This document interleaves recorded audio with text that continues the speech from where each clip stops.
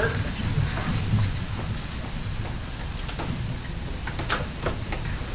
Hearing is now resumed. Thank you, Mr. Commissioner. Just one thing outstanding from yesterday. A number of the witnesses referred to a paper by Gilhausen in their evidence, and that document wasn't on our list of proposed exhibits. However, it had been obviously provided to everybody earlier. And I just think for the record we should have a copy of that report, given that it was referred to numerous times. So I don't know if it's able to come up on the screen yet, but I can hand you a hard copy of it. It's dated 1992, examination of Fraser River sockeye escapements from commercial harvest data, 1892 to 1944. I'll just pass it up. And while that's going up to you, I'll just identify, Dr. Woody, you have had a look at that document that's just being handed up to the Commissioner? Yes, I have, Mr. Commissioner. And is that the report that was referred to in evidence yesterday? Yes, it is. And I'll just ask you to clarify one thing, again, for the record, that the report is dated in 1992, but it appears to be styled under the old Fisheries Commission. And why is that? Because it was in 1992, it would have been the Pacific Salmon Commission. There was an agreement that several reports would be completed during the PSC time as a carryover of information from the IPSFC. So that's the essential reason for it. So Right. I think there were 3 reports in total, Okay. of which this is one. All right, thank you. And Mr. Wilson, you're somebody who had referred to this report, and is this the report that you were referring to? Yes. Okay, thank you. Could I have that marked, please, as an exhibit in the hearings? And I believe Ms. Gartner would like to speak to this as well. The exhibit number 418.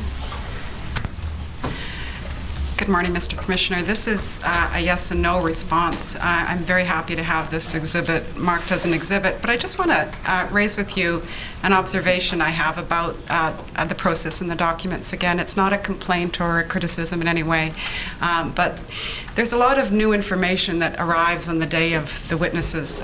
In this part of the hearing, we've been getting outlines of these expert reports, not details, not reports, anything. And so yesterday I heard from these 4 gentlemen who are very esteemed in their field and very expert at what they say. And I spent a lot of time thinking about their evidence last night, just from what I'd heard in the day. And then today I have a report that is clearly an older report. I'm not suggesting it's new information. Clearly a report that was in Ringtail and wasn't on the most recent list of documents that Council had intended to rely upon. I don't mind it going in. I think it's very useful, but I'm not in any way able to ask questions about it today. I don't think I necessarily, if I have any questions, need to ask this panel, so I hope they won't be worried that I'll be asking that they hold on, but we'll see. You can appreciate that my clients will need to instruct me on this document, and I haven't yet had an opportunity to be instructed. Thank you, Mr. Commissioner. The next witness is, the next examiner is for Canada, Mr. Taylor. Mr. Leadham advised me that he has concluded his questions, Mr. Commissioner. Mitchell Taylor, for the record, and with me is Hugh McCauley. And for the benefit of the panelists, we act for the participant government of Canada in this commission. I've listened with interest to your evidence, panel members, and found it very interesting. By my tally, there's over 100 years, well over 100 years worth of fish science expertise and knowledge on the panel, and it's quite inspiring to listen to you. In dealing with overescapement, there seems to be 3 questions as I hear the panel members and read some of the material. The first is, what is overescapement as a biological concept? And Ms. Baker has asked each of you about that, and you've given evidence and definitions speaking to that point. Then secondly, as a question, there is the matter of what is overescapement as a number in concrete terms. I'll come back to that. Dr. Riddle and Dr. Woody spoke to that in particular, or in other words, terms of a number, what is an escapement number that's too high a number? Then the third matter that seems to arise is what are the consequences, if any, of overescapement. So I want to focus for a moment or so on the number. What is too high a level of escapement? As I mentioned, I heard in evidence Dr. Woody and Dr. Riddle speak to that yesterday and put what's too high as being 2 times MSY, or maximum sustained yield. Is there, and I put this to the panel members, is there a place that we can turn to in order to see what is commonly accepted as being the MSY for the 19 or so Fraser Sockeye stocks? Because in order to find out what's 2 times MSY, one has to know what MSY is, of course. Or is it a case where MSY is quite variable depending on who you talk to, what model you use to come up with numbers, what year or time period you're speaking of, or some other factor or some combination of factors? So I put that to the panel and any one of you who wants to speak first. To start with, there is not an unlimited number of values that people could use. The Fraser Sockeye in particular, the common use is the set of data that people refer to as the Pacific Salmon Commission Production Database. In many of the papers you've looked at, particularly from forecasting and in the precaution, what was the one benchmark paper that Sue Grant and others wrote in the fall, in there you'll talk about the 19 production stocks, and these are the stocks that have the best sets of data through time.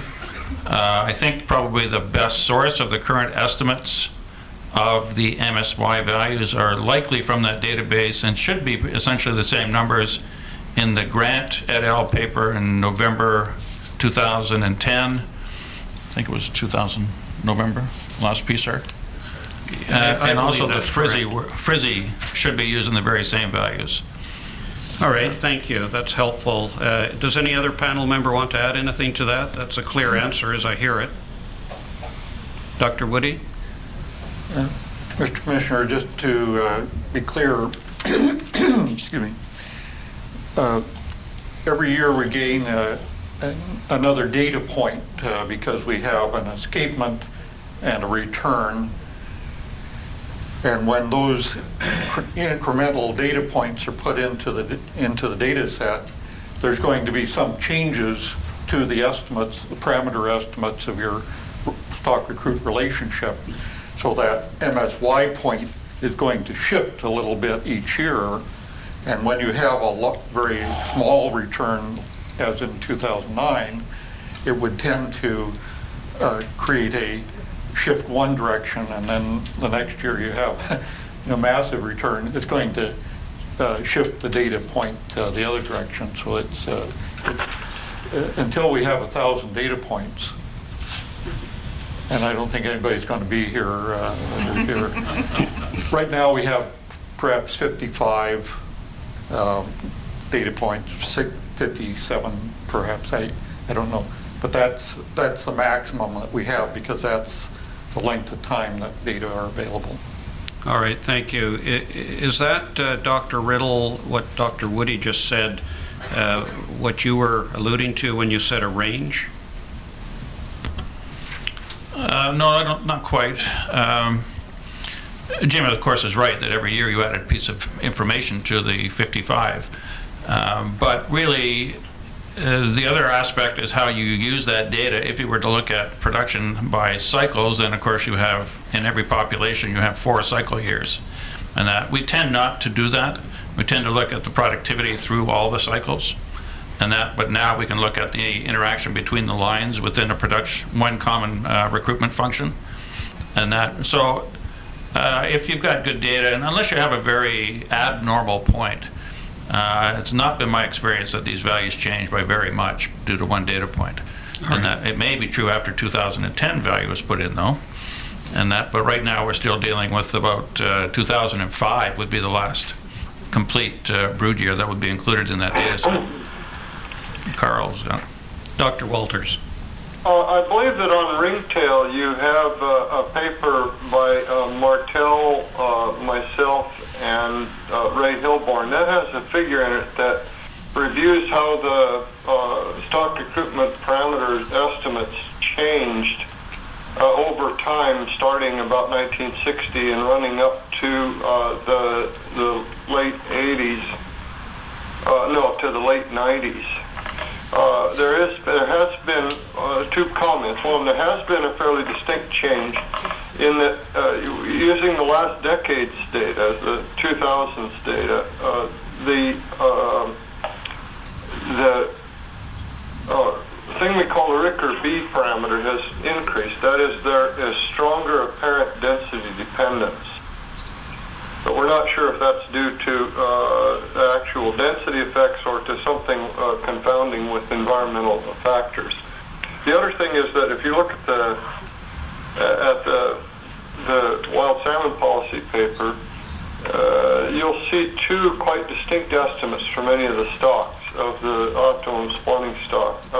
One from the Ricker model, and then for most stocks, a much lower optimum for the Larkin model. In other words, we have strongly divergent predictions about the best spawning stock for harvest and production from the two models. Okay, thank you. Does the panel accept that high escapement or a high escapement number is not necessarily the same as over escapement, as that term is being used in a biological sense? Does anyone want to take that first? Yeah, I'd agree that large escapements are not necessarily over escapements. And it seems to me this ties to the evidence that Dr. Riddle and Dr. Woody spoke of yesterday about 2 times MSY.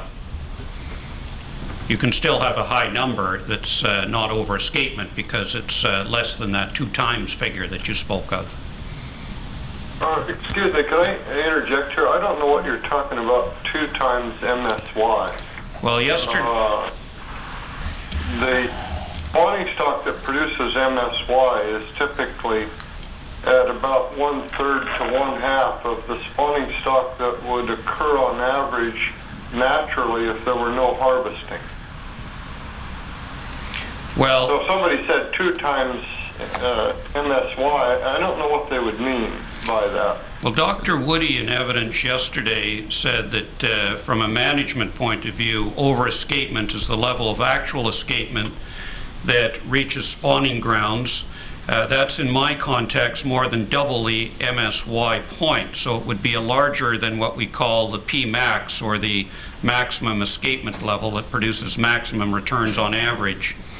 Then Dr. Riddle, following on that evidence, said, now Jim has just made a very important point in all of this, I think, is that many times escapement that subsequently occur in a year will be on a particular point that might be called MSY, but it's only the very large escapements that should be probably at least twice the target escapement that I think people would readily become concerned about, the so-called over-escapement. Become concerned about in terms of possibly resulting in a big decrease in escapement. Yes, that would be right. Yes, and so for reference... Increase in recruitment, rather. Okay. For reference, Mr. Commissioner, that's at pages 24 and 25 of yesterday's transcript. Really, my question in this part of my questioning comes down to, can a high escapement number be a large number, but nonetheless be neutral as to impact on productivity or have a minimal impact? I think that's what I was hearing in evidence yesterday. Am I right in that? No. No, maybe I can start. We expect escapements higher than the one that produces MSY to result in substantial decreases in productivity. Not necessarily substantial decreases in recruitment, but certainly decreases in productivity. Right. And you're speaking now of the over 2 times MSY, are you? No, I'm talking that as soon as any spawning stock larger than the one that, even up to and beyond the one that produces maximum average yield, involves declining productivity as the spawning stock increases. Maybe I could explain a point here about this idea of the MSY spawning stock. What we do in analyzing the data is we fit a curve relating the recruitment to the spawning stocks that produced it, called the stock recruitment curve. It's a line that tries to locate the average recruitment associated with each spawning stock. What we then do is move up in spawning stock size incrementally. It's like in economics, we say we look on the margin as spawning stock increases. And as we increase spawning stocks, a spawning stock size as looking at management options for it, the productivity drops. So we're getting a positive effect on recruitment from having more spawners, but a negative effect from declining productivity of those spawners. So we look for that point in the spawning stock of diminishing returns, where adding additional spawners produces less additional recruits than that added number of spawners would require to replace itself. All right, thank you. Dr. Walters, has page 19 of yours and Dr. Riddle's 204 report come up on your screen now? Not on mine, but I know which one you mean. It's figure 1A, the Ricker stock recruitment curve. Yeah, is that the one you're referring to? That's correct. And what you were just saying in evidence is in reference to that, is it? Yeah, or the same thing with the Beverton-Holt curve below it. But yes, what we do is we basically move along the axis called salmon spawning, the x-axis, the horizontal bottom line, increasing the size of the spawning stock, and then looking up to the curve above it, the dome-shaped curve, to predict the average recruitment. And at the point marked C in spawning stocks in that example, about 0.3 million fish, at that point, in order to stay at that point, we have to allow the point B, 0.3 million spawners to spawn, and still, so we'll have that 0.3 million spawners the next cycle. And then we can take on average the difference between that B and A. That's the yield. And if you look marginally, if you just move that blue line to the right, you'll see that when you move beyond the point C, you're getting higher recruitment until you pass the dome, but you're having to add more spawners to get that recruitment than you're getting back in the way of a difference or a sustainable yield. So you're speaking of diminishing returns at this point. Absolutely, yeah. So the Alaska definition of overescapement is when the spawning stock is above level C, i.e. when it has passed the point of diminishing returns with respect to producing yield on a sustainable basis. If I could add a comment here, we hear this business about higher spawning stocks producing other benefits, ecosystem benefits and so on. Precisely this same marginal analysis should be used to look at the addition of those other benefits, and that has not been done.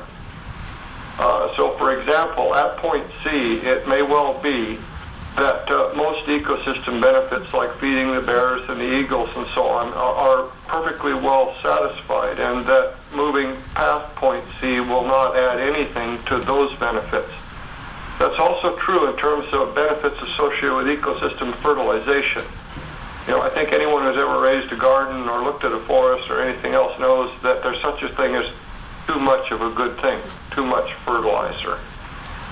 And so I find that when people make arguments about those additional spawners having additional benefits beyond yield benefits, my immediate question to them is, show me the marginal values. Okay, Dr. Riddle. This stylized diagram obviously is to make the sort of description that Carl was able to provide you verbally. When you actually apply this to real data, and this is another document that I read through the submissions, you get a much less well-defined optimal spawning value. For example, I think Carl had presented a current analysis of Choco Lake. And on that, you would find that their MSY is not a very well-defined peak, and that there's a very broad dome, not a well-defined dome. And so this leads into another comment made about the Alaskan sockeye paper, looking at over-escapement. In there, something that's interesting to consider is that they acknowledge the uncertainty of a particular point, but they use a range around that point as their escapement goal. And they define overspawning as any spawning level beyond the range. But the paper does also support the concept of you need about twice the MSY value to see the contrast and to detect overspawning. And they actually use that as how they define which populations they do the analysis on. So, I mean, I think people, just for more convenience in terms of how big the difference has to be, have sort of fixed, if it's twice that, we should see some effect. I don't think it has any strong basis like Carl's implying in any sort of technical analysis. But even the plot you're talking about there, which is one that came from a sort of a normal salmon set of data, it's been smoothed and it's been indexed, so it's all relative to 1. And so what you get then is something that's approaching the intersection point that we talked about yesterday, where the recruitment function intersects the replacement line, which is that straight line at about a 45-degree angle here. And that anything below that implies that there are fewer recruits than spawners. So clearly that population is in a sort of overspawning sense because it's got to decline even in the absence of fishing. All right, so biologically you would expect that population to decline. So the idea that you have large but not too excessive into overspawning is really a very subjective sort of question. I think that's why we're having trouble answering it. You can definitely have escapements beyond a point estimate MSY that is likely to still give you very good returns until you get quite a bit out on the margin where you're really starting to see density dependence become much more of a factor in the recruitment function. Okay. Is there a difference in the seriousness of overescapement once you get to the high levels that you've been speaking of as between small stocks versus large stocks? Or are they both, do they both get affected in the same proportional way? Dr. Woody? The basic philosophy in regard to overescapement would hold, that is, but at a much, a proportional level. In other words, if your MSY in a small stock was 10,000, an overescapement of roughly double that, 20,000, would be deemed overescapement for that stock, whereas a stock with a MSY of 1 million, then 2 million would be considered the overescapement. In other words, doubling regardless. But as long as I'm speaking, I might as well throw in reiterate what Carl's talking about in regard to cyclic dominant stocks and the application of the Larkin model, which is distinctly different. It has some of the same components as Ricker, but because that delayed density dependence, the issue becomes one of how do you estimate and what the MSY is for a cyclic dominant stock. And I was mentioning yesterday that that is the IPSFC and PSC in some situations, have looked at just the dominant line of cyclic dominant stocks to estimate what the dominant line MSY is, and the subdominant line is going to be different, and the offline is different yet. So okay. It's another issue there. Panel members agree with Dr. Woody, do you, that the impact of overescapement on small versus large stocks is proportionately the same in all cases, or roughly the same? Well, again, so we can draw these stock recruit plots with, if I drew you one for the Queejack stock in Alaska, the x-axis would go out to 25 million fish. If I drew the same curve for a Cultus stock, it would go out to just over 100,000.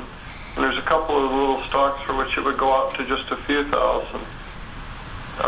We have no reason to believe that the fundamental structure it depends on whether it's a small or a large stock. The density dependence pattern that causes this curve to bend over has to be there in any viable natural population. Okay.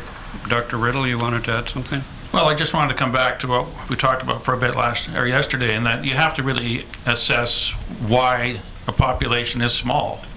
If it's been small because of a environmental event in the past or historical overfishing that's driven it down there a long time ago possibly, and the lake still has significant production capacity, then you may find that as you put more fish on the grounds that you won't see overspawning, you'll see growth. And so you can see recovery in that case. If on the other hand, as we said yesterday, it might be small because it's obviously got a fairly unproductive lake. We have literally maybe hundreds of lakes like that in the small Central Coast Islands of British Columbia. But in the Fraser, I'm not too aware of too many of those, in which case you could significantly compound the problem if you put a lot of fish on the grounds and you have no productive capacity in the lake. So you really have to look at the particular system and its environment. Okay. If we turn this around and leave for a moment overescapement and talk about underescapement, which comes from too much harvest, is it correct that underescapement will have a disproportionately more serious impact on a small stock than a large stock? Because you might be taking away this similar percentage, but you're starting from a smaller number, so you're driving it down to a greater harm or greater degree than with a large stock. Mr. Woody, or Dr. Woody, I'm sorry.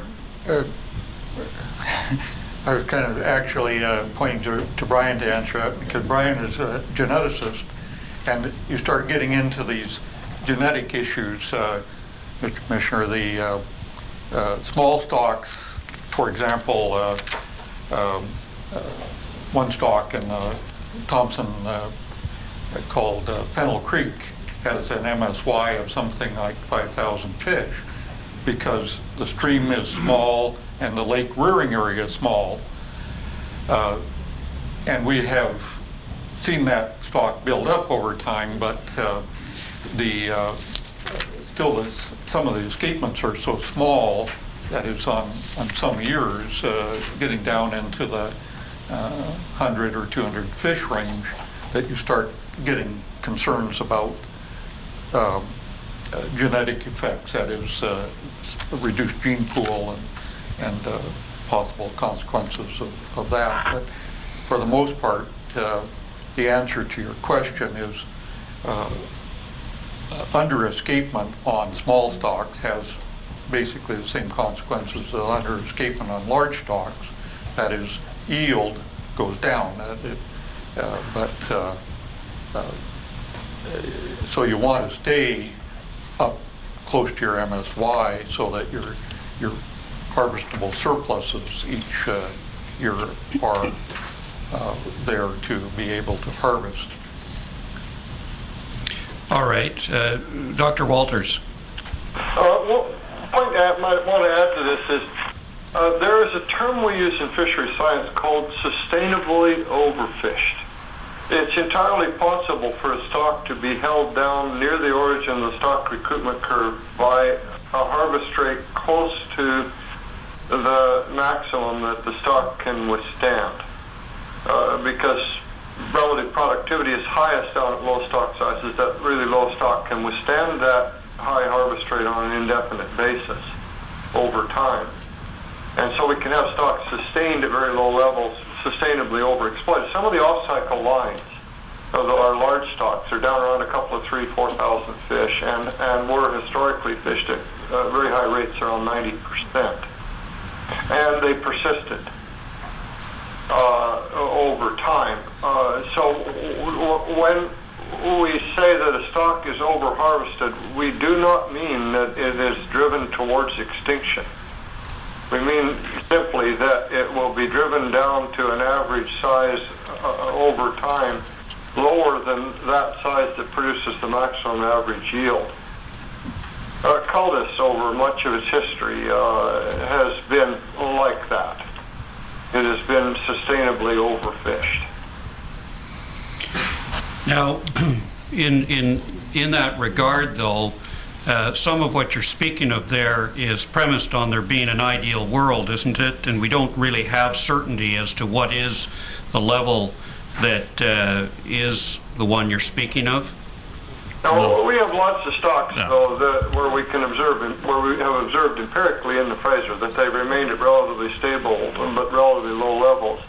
And then in the recent period of reduced harvest, they've responded fairly dramatically, indicating that they were, for a very long period of time, sustainably overfished, but still relatively stable. Dr. Riddle? Yeah, I mean, I think what Carl's pointing out, we should keep in mind that where we talk about this production database of being 19 stocks that we use for a lot of our assessments, that there are currently, I think the number is 38 conservation units in the Fraser. So we have about half of the populations that we currently use in our assessment, and many of the others are small. And they continue to exist, probably for exactly the same reason that Carl is describing. Excuse me. I went through a body count on DFO's complete database for spawning escapement from 1938 forward, and in that database we can get time series patterns for about 105 stocks, which is 10 years or more of data. And of those, something like 38 have been stable since between 1950 and 1990 under high harvest rates. 56 were increasing, actually, over that 1950 to 1995 period, and only 11 of them were decreasing. So we had a large number of stable stocks, and for sure, at least some of those were at far below the abundance as sustainable by their habitat. Dr. Riddle? The discussion you're having now is exactly why I wanted to clarify this notion of weak yesterday. Because now we're talking about small populations that are not weak in productivity. They only exist because the habitat still exists. They have been fished down below what their full capacity is, and because they're at the lower end of their production range, they're quite productive. They have a high rate of production, and so they are sustaining that current harvest rate. Right? It doesn't mean that that's where we want to keep them. Right? It does mean that if you could restore some of those, you're going to get pretty good return. But some of these returns are small, exactly because of what Jim said. Some of these populations are indeed small, and that. So, you know, you can look at, this is the debate Carl was introducing yesterday about the value of recovering all the biodiversity. If you want to sustain these populations through time, there's absolutely no question in sockeye that if you lose a population, you have lost that genetic lineage. We know this from a number of, you know, practical applications of trying to restore fish in systems by transplanting other sockeye, and they do not take. Right? So you even lose the production if you lose the line. But this is a case where you do have the opportunity to restore. If you have a fairly modest harvest rate, these populations will probably continue to build through time. Now, we're kind of a long way from your first question, and in the sense, can you, is the risk at the very low end high? You have to get down to a pretty small population before you really put the stock at risk because of population dynamics and genetics. And that the animals do have a finite number of eggs, so they can only recover so quickly, right? But you'd have to drive them down very low.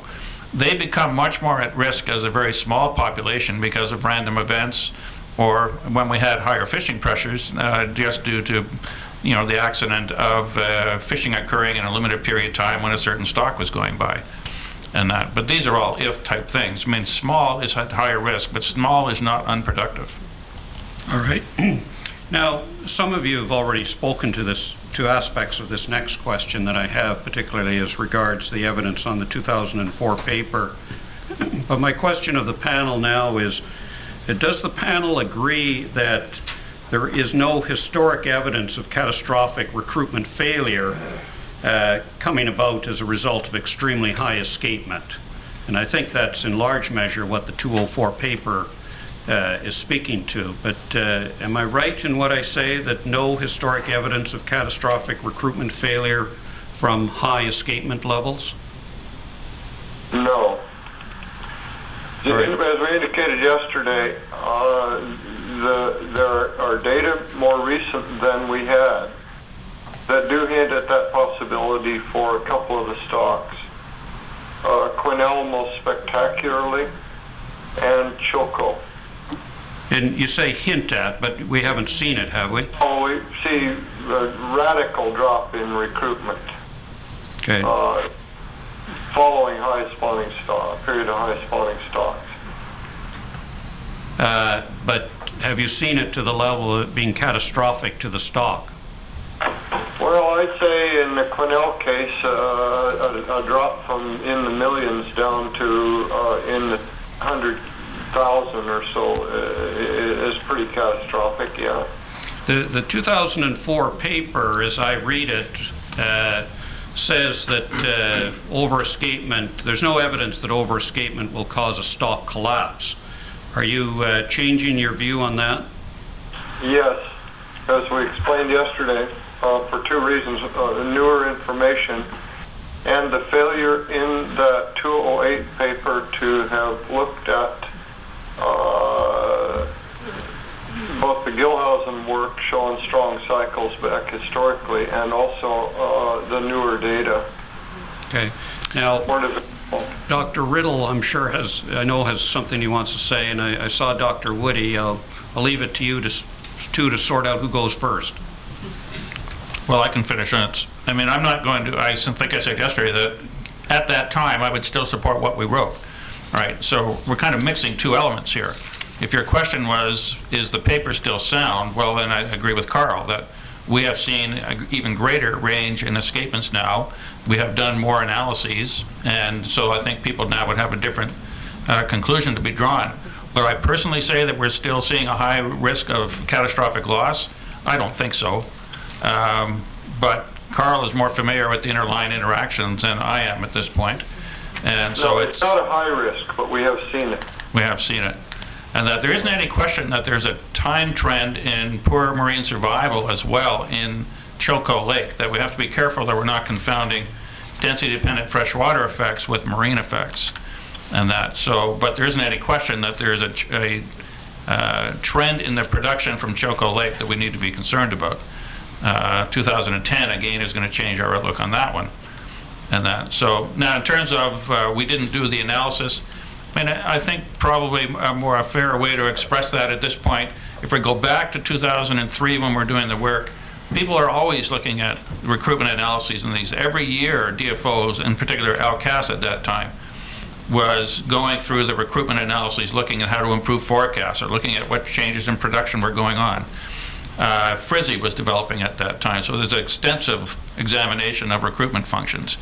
I think really it's in the very much more recent years where the Larkin model is starting to show a better fit and that. And so, you know, as I said yesterday, I think it's a matter that we've evolved in the more recent years in terms of looking at things more critically with the Larkin model. At the time, I think we would have drawn the same conclusions, but things have changed. In the, and I haven't forgotten, I'll come to you, Dr. Woody. In the 2004 paper at page 16, Exhibit 417, which I think is going to come up on the screen.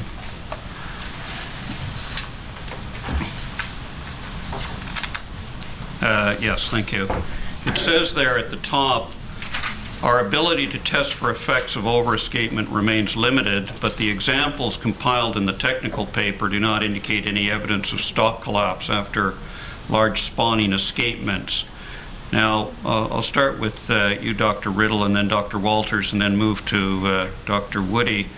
Are you in a position now to say that, firstly, that's what I understand to be your core conclusion on no evidence of stock collapse after large spawning, as recited, as put in this paper. Are you in a position to now say what your conclusion today would be with the new information that each of you have seen? I'm not asking you to rewrite your paper as such or redraft it in today's terms, but are you able to come to a conclusion in a sentence or so as you have in that paper? Well, I mean, I think Carl answered that. The examples where we have seen concern building about stock collapse would be the 2002 brood that you're referring to in Quesnel?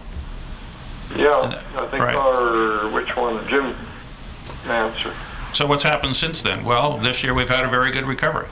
Right. The other part was choco. As I say, choco has got a very serious trend in marine survival and production. That is a concern.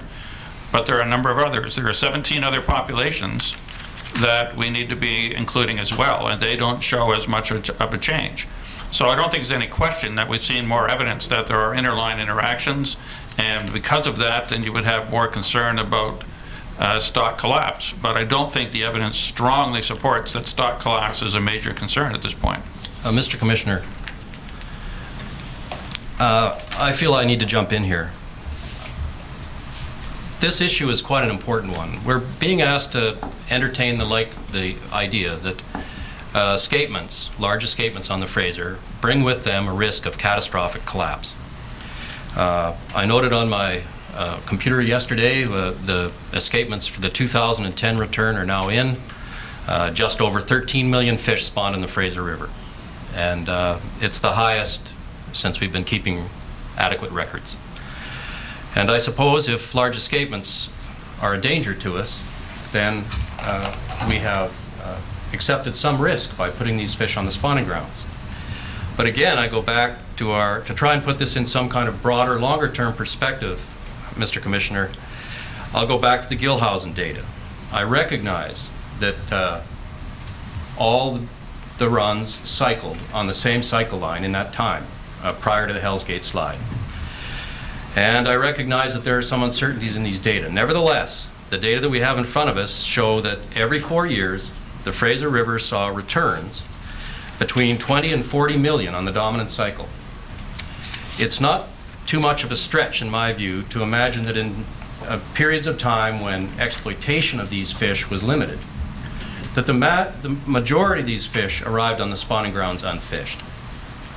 I find it very difficult to believe, with my experience with the Aboriginal fishery in the Fraser, that a run of 40 million would be heavily harvested by First Nations. They simply would be unlikely to have the capacity to use that many fish.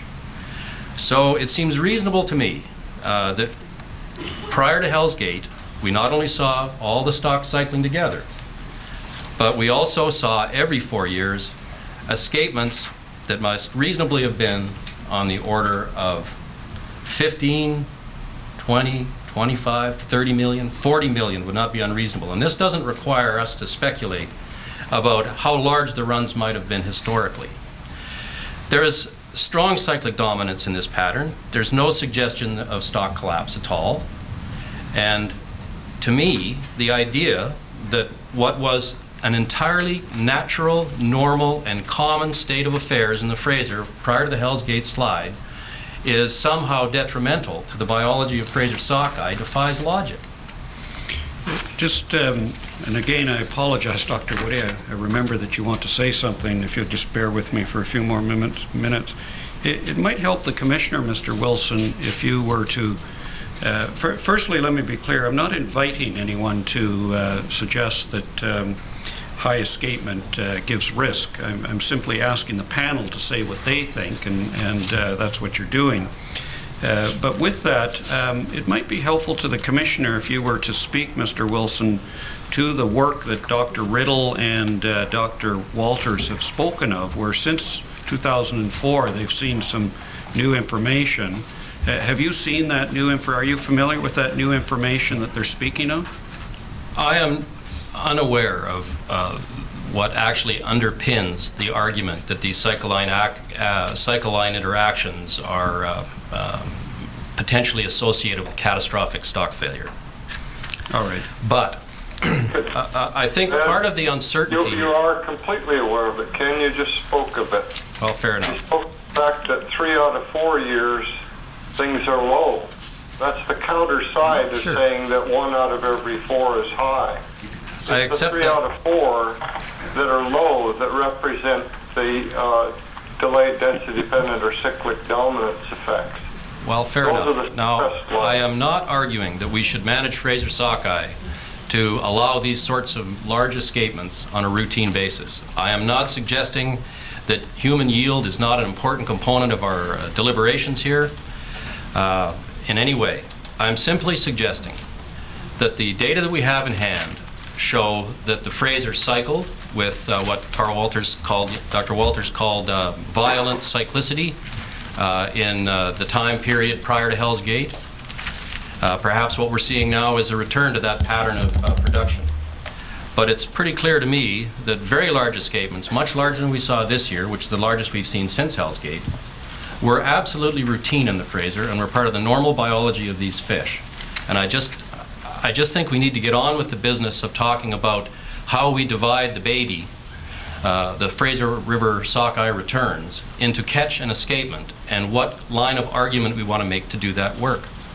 The idea that these escapements, even on the order of the escapements seen this year in 2010, are somehow associated with catastrophic stock loss, I say, is illogical, based on our historical data.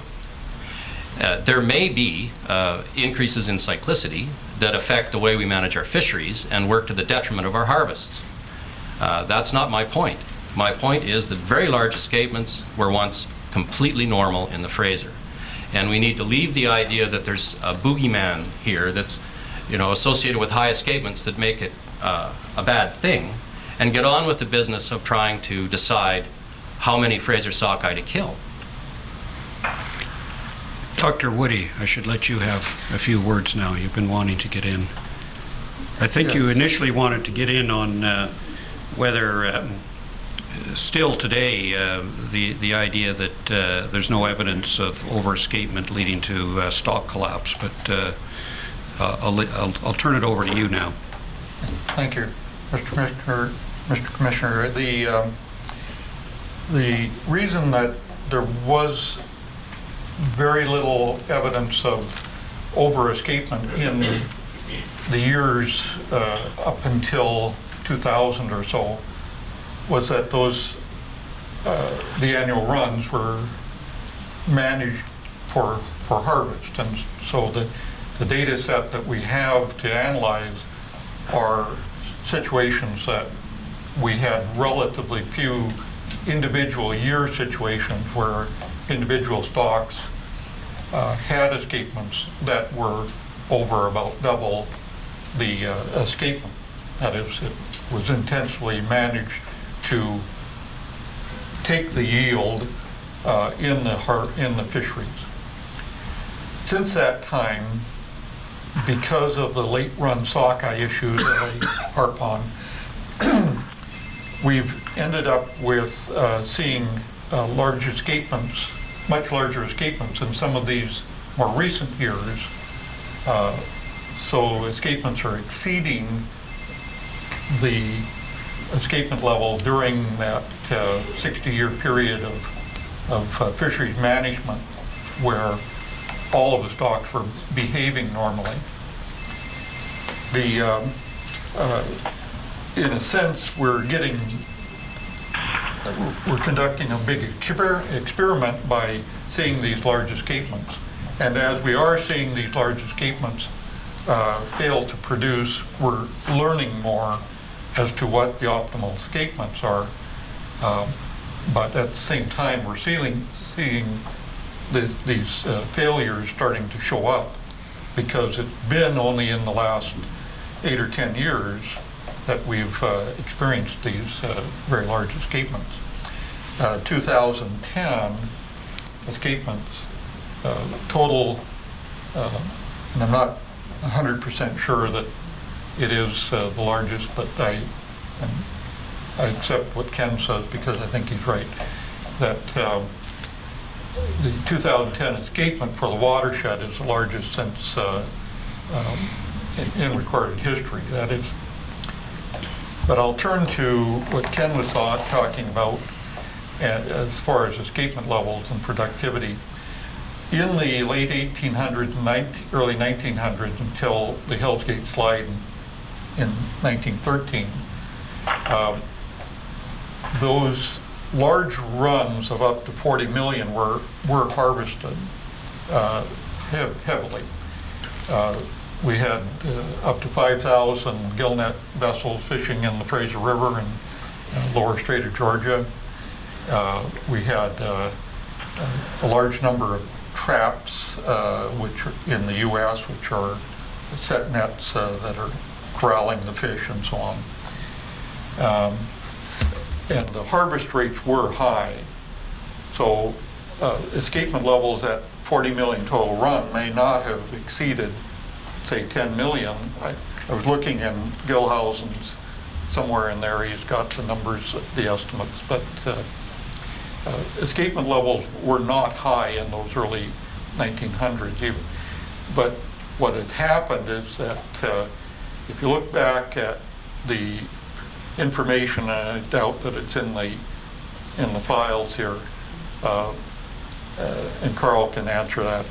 Sandy Argue and Mike Shepard's report on that earlier historical data indicate that you had the cyclic dominant, or they had the same dominant year cycle going through, but the off years were larger and the dominant years lower. And those would have been at lower harvest rates. So I don't know, but I suspect that the escapement levels in those time periods were not excessive. I agree with Dr. Woody's point. I was referring to the data from 1893 to 1913 that are provided in Gilhousen as perhaps representative of a pattern of production which went back prior to the onset of commercial fishing.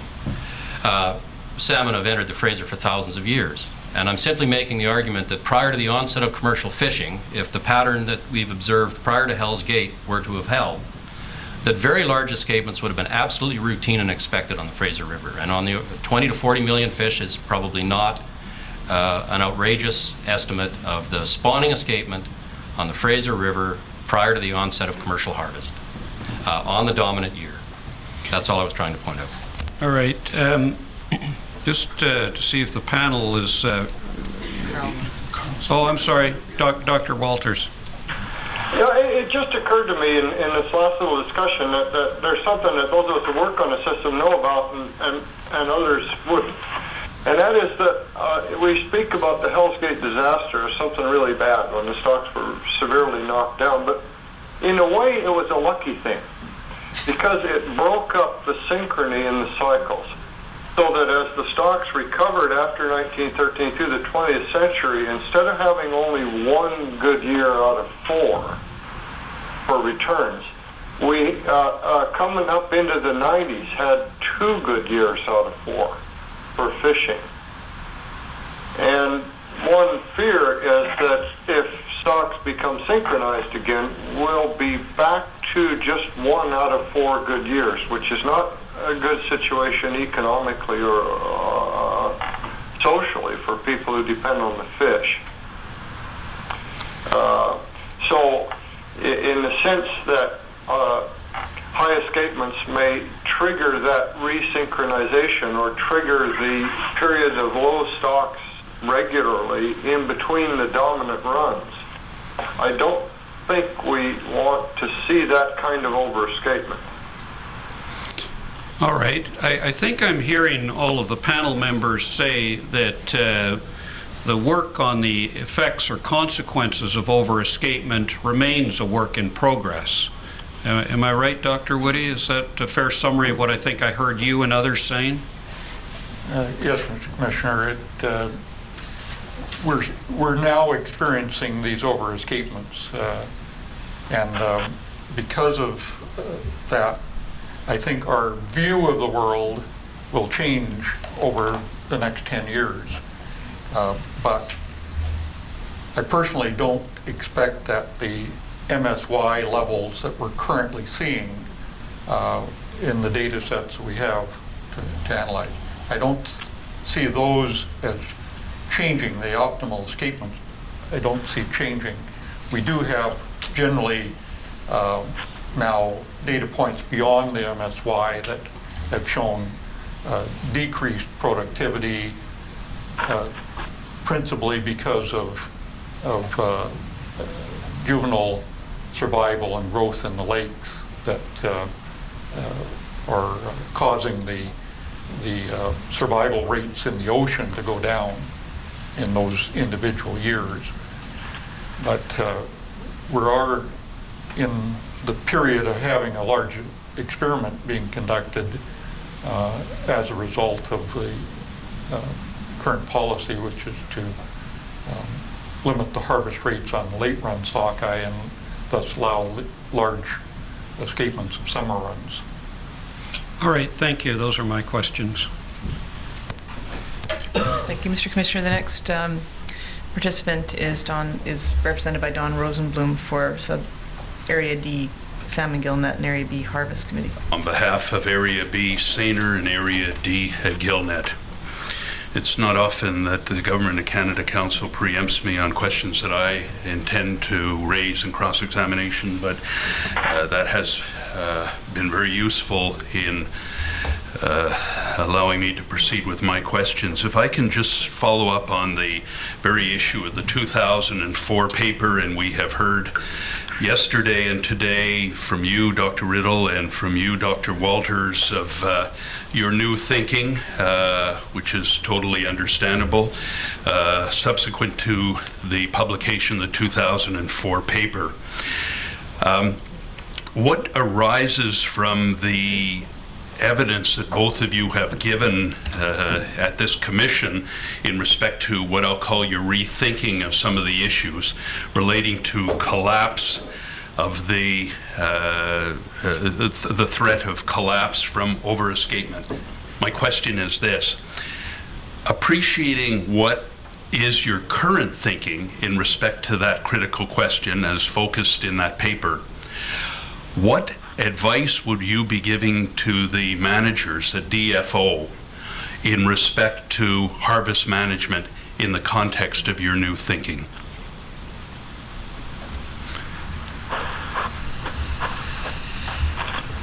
Brian?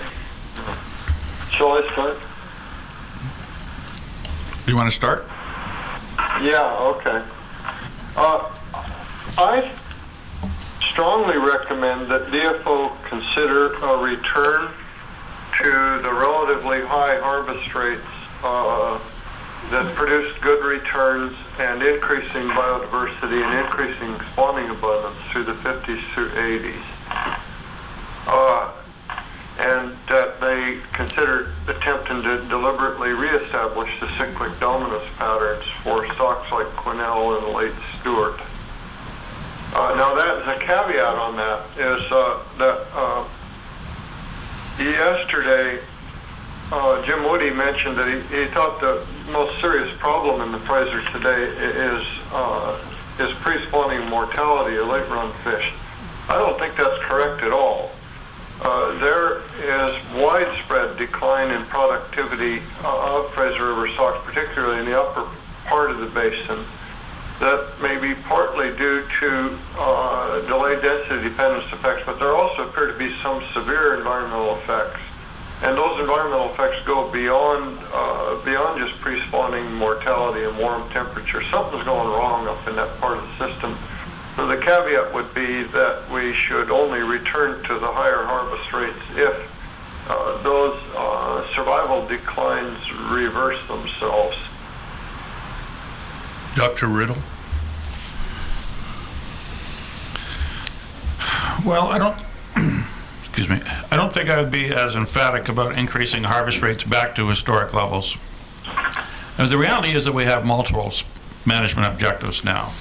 But to the context that you could increase harvest opportunities, there's no question that I think the new data is indicating that there is a significant loss of productivity and production at those higher levels of spawning. And that I think you'll see that in the Quesnel, in Choco, and in the Adams. And that, so those are your main producers. The real task for the managers is how you can increase the harvest on those major stocks and meet the other objectives. And really that was part of the intention of developing the Frizzy sort of modeling. Can you get back to historic levels? I doubt that, to be honest. But would I recommend that you increase harvest where possible to meet the other objectives? Yes, I see no technical reason why you wouldn't try to come back to more of what we consider to be the sort of MSY paradigm. I think that you have to recognize the wide uncertainty of some of the MSY estimates. I actually quite like the notion in Alaska of defining an MSY range, and that I think that recognizes that there's a range of acceptable values in that. But I don't think I could recommend going back to historic levels. Could we increase the harvest in some of the large stocks? I think that is consistent with what we're seeing in the productivity of the stocks now with some increased spawning, but within the constraints of the other objectives.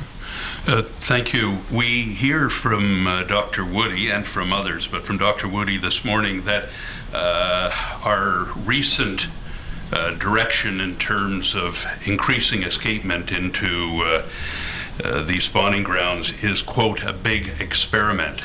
My question to any of you and all of you is this. Obviously, more research has to be done. We have the 2004 paper. There is then the revisiting or rethinking of the 2004 material by the two of you who are authors of the paper. Obviously, more work has to be done. I assume that you would be recommending to the Commission that part of the recommendations of this inquiry be that that sufficient money be put into further analysis to satisfy the current thinking, as both of you as authors have been speaking about the last day or two.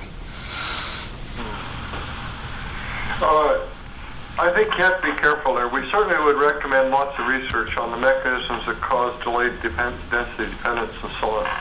But in the matter of determining whether or not we can reverse negative impacts of cyclic dominance, or whether those impacts are in fact due to environmental factors rather than cyclic dominance, you're not talking about investment in research. You're talking about what's called an adaptive management experiment, the possibility of a deliberate change in harvest management policy aimed at causing informative variation about productivity in the spawning stock sizes. In fact, that was what went on from 1990 forward, was essentially an adaptive management experiment to test to see if off-cycle lines could rebuild. That doesn't require extra research money. It requires a commitment in management to treat the management and the setting of escapement goals as a set of experimental treatments. Thank you, Dr. Riddle. Well, I don't think there's any question that we need to do more targeted research. I think we've done a lot of the adaptive management. It hasn't been as structured as the sort of adaptive management design would actually like, so you could probably improve on that. But I think that we've let the escapements build, and now I suppose what Carl's referring to is that we need to fish to see if the population dynamics, as we now understand it, respond as we predict. And that I think you still have to acknowledge that you'll need more resources directed to conduct the necessary research. We were spending a lot of time talking about density dependence within freshwater and then linking it to marine. I am not confident that we understand the marine survival enough to sort out these two effects. And that, so yes, you need to do the work in freshwater.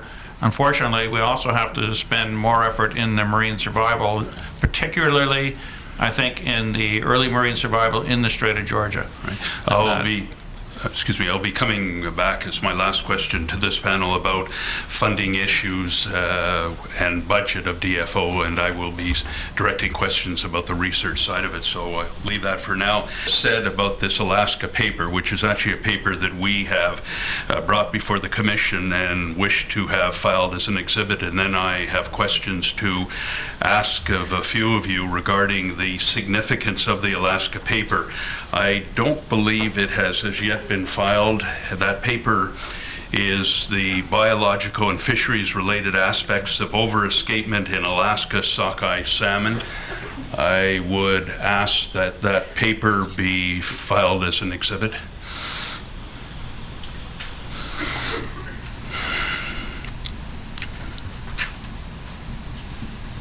I understand Commission Counsel had it in hard copy to be filed. It's been passed to the Commissioner. Oh, good. Thank you very much. And it has already been marked as an exhibit? Not yet. No. In which case, may I suggest that it get marked as an exhibit? Thank you. Exhibit number 419. Thank you. Could I direct these questions in particular to Dr. Riddle and Dr. Walters, and not to slight the other two panel members if they do have comments they wish to make about it? My question is this: what is the significance of this paper from your perspective as scientists? Much has been said generally about it. Where has it taken us? Where are we today because of this paper that we weren't otherwise? Dr. Walters, do you wish to proceed first? In the Alaskan overescapement paper? That is correct. No, there's nothing added to anything. It's just a reiteration of the standard definition of type 1 overescapement, as Brian and I would have called it. Escapement surplus to that escapement level that will produce the maximum average yield. As Brian mentioned, there's a couple of little goodies in there about operating with the range, target range rather than a single escapement value, but there's nothing new in that. All right, and Dr. Riddle? I would agree. I think if it adds anything, it adds a couple of clear examples of the sort of density-dependent, delay density-dependent element. Other than that, it's very much an assessment like many other organizations would conduct. Thank you very much. The Dr. Walters, we were speaking of SR modeling, and we had before us from your 2004 paper a model. I have been in the audience of a lecture that you gave to academics and to students on SR modeling. Do you have anything to add in terms of educating the Commission about SR modeling, meaning spawner to recruit modeling, or are you satisfied as you conclude your evidence today that you have said your piece? Well, no, I would add 2 points. One of them is to reiterate that that curve we draw is not used for point forecasts. It can be, but it isn't a good point forecaster. There is wide scatter around the curve, meaning there's wide variation in recruitment not explained by the size of the spawning stock. The curve is only there to help us identify the spawning stock level that on average produces the highest yields, and beyond which there's diminishing returns to adding additional spawners in terms of potential yield. I would add another thing is that in recent years, for a lot of stocks of fish, we have seen apparent persistent changes in the parameter values of the curve. That is, the curve is actually shifting more or less slowly and progressively and apparently irreversibly in time. In some cases towards higher productivity, in other cases towards declining productivity, other cases a simple shift from one position to another position. We have to be alert to those changes and to adjust the spawning stock goals to those changes. We don't treat the spawning stock number, even if we could estimate it precisely from historical data, as carved in stone for the future. The panel has... Excuse me, yes, Dr. Riddle.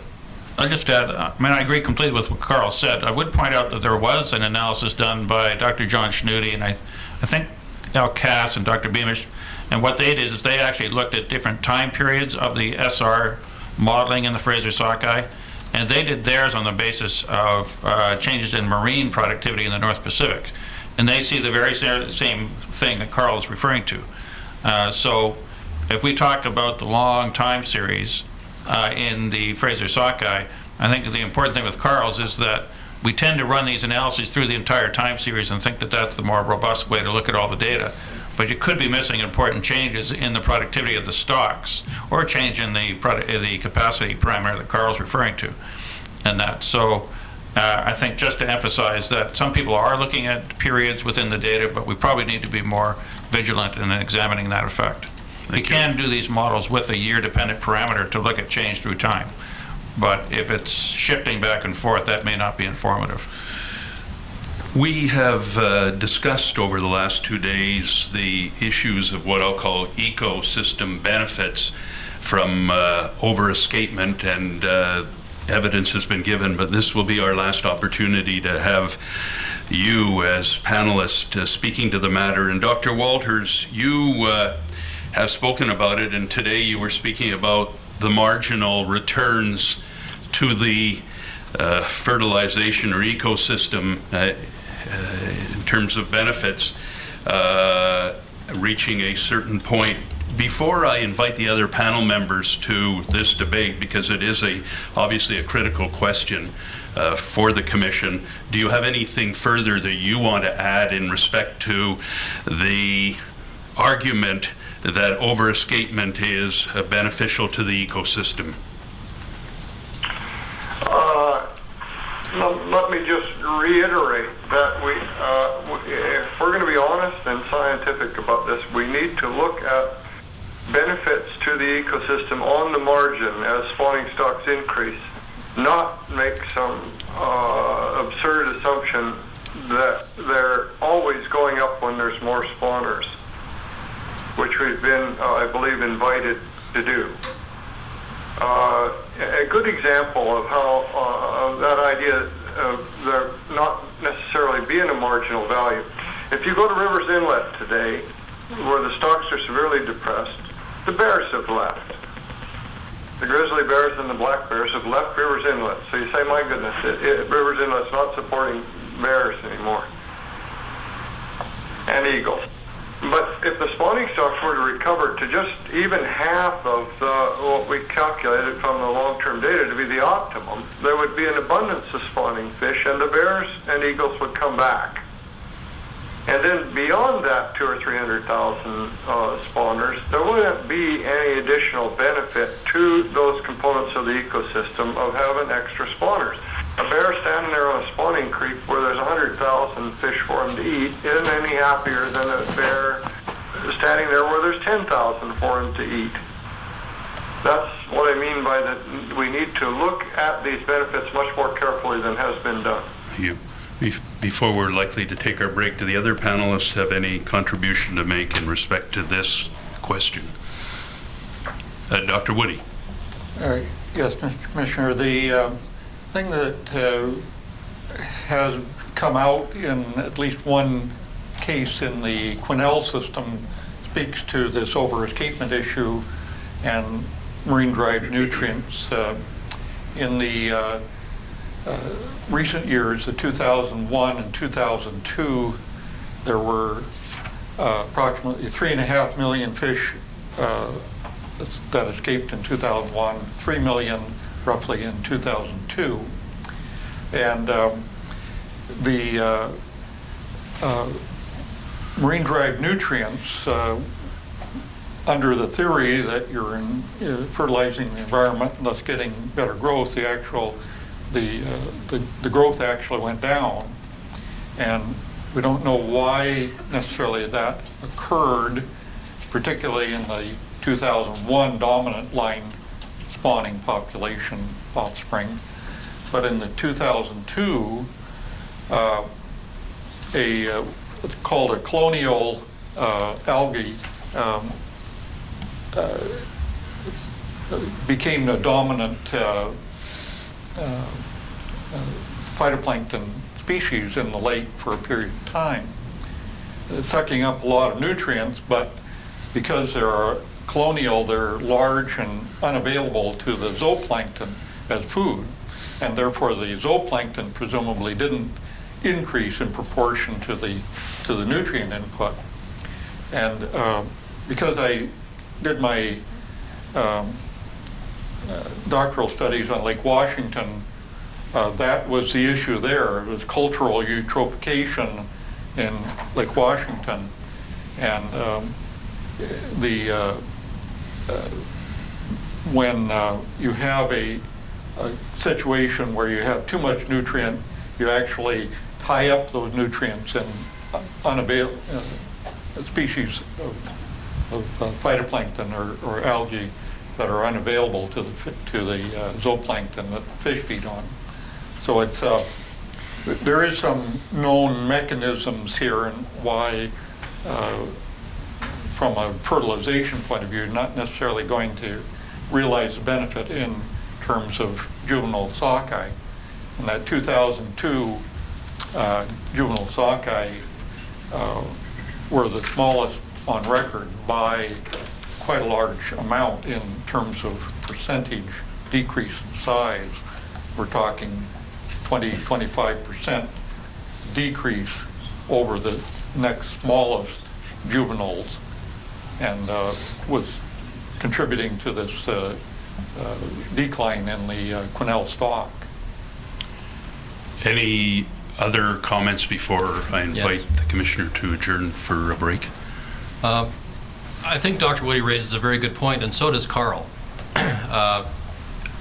In my earlier comments, I was not implying that all of the benefits of large escapements directly translated into future increases in the productivity or carrying capacity for raising salmon. I was simply suggesting that in a watershed like the Fraser, 100 million pounds of salmon arriving in a particular year is going to be a very significant event, and it will change the productivity of the Fraser River, likely in a very positive way. Whether that's good or bad for salmon, I can't say. It may even be related to the mechanism that drives cyclic dominance. I'm simply suggesting that those very large influxes of nutrients were in general important to the productivity of the watershed, and there is evidence to suggest that for some lakes that are nutrient limited, it can have a positive influence on even salmon growth. But I totally agree with Carl that we need to have a thorough scientific review of the available evidence. It should certainly be something that's considered in the setting of escapement goals for the Fraser River. Dr. Riddle. Well, I can assure you that when you start talking about ecological values, this is one of the toughest discussions in the wild salmon policy, as we went through before. There are very, very strongly felt sentiments about cultural values and aesthetic values, and not just or economic values. But I do agree with Carl, and the reason that we included when I was with DFO again, why we included strategy 3 in the wild salmon policy is that I think that it can be completely consistent with the objectives in that policy, because if you, to set these management goals, the upper benchmark targets for management, if you were to sustain those, you would have a pretty healthy ecosystem in our assessment. You can do the assessments, and then you'd be looking at these marginal values and that, but I think if we did have a system where you could achieve these MSY type levels or in that range, which we equate to the upper benchmark in the wild salmon policy, that I think it would, for the vast majority of people, meet their expectation of these ecological values. Thank you. If there is nothing more from the panel in respect to that question, I will invite the break. Thank you. I'm sorry, Don, could I just make one real quick point? I thought that might come. Go ahead. You can have your break and think about this. I want to ask all of you, who in their right mind would use our most valuable salmon as fertilizer deliberately? I thank you very much, Dr. Walters.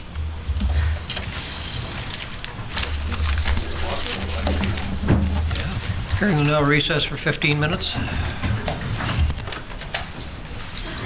Centuries and centuries backward, centuries backward, centuries backward, centuries backward, centuries backward, centuries backward, centuries backward, centuries backward, centuries backward, centuries backward.